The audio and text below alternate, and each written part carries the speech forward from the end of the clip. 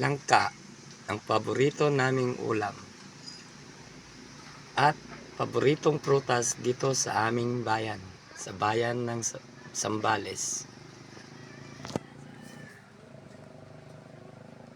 Nang dahil po sa matanda na ang langkang ito, ay kailangan munang tanggalin ang kanyang buto nang ang kanyang laman ay gawing gulay. Maaari pong gataan o kaya'y adubuhin ang laman nitong langkang to.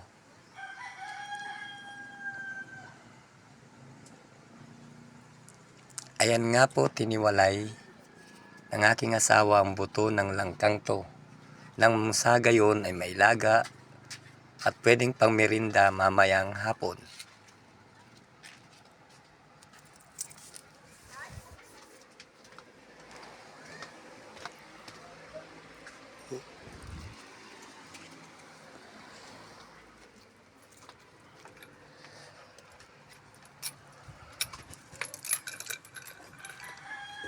Ayan nga po, at ako'y naglalaga na ng langkang panggulay at ang luto po nito ay adobo.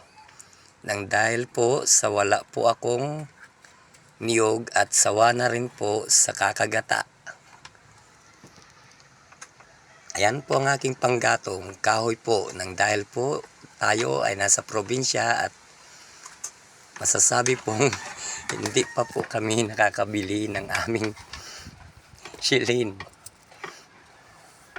Pero mas mainam naman daw po na sa kahoy niluluto ang pagkain at mas masarap daw po siya.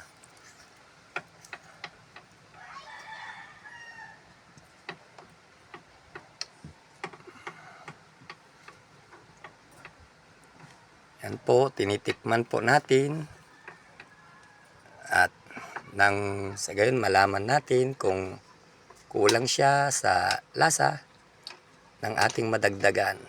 Malambot na po siya, kaya kailangan na nating ilagay ang mga pampalasa.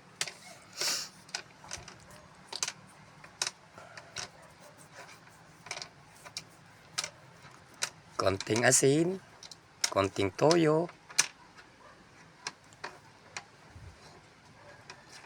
paminta,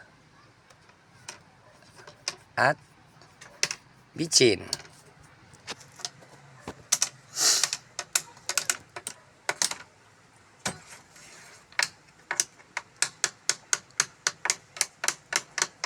Yan po, haluin natin konti. After 5 minutes po nito ay atin nang malalasahan, mauulam ang aking adobong langka.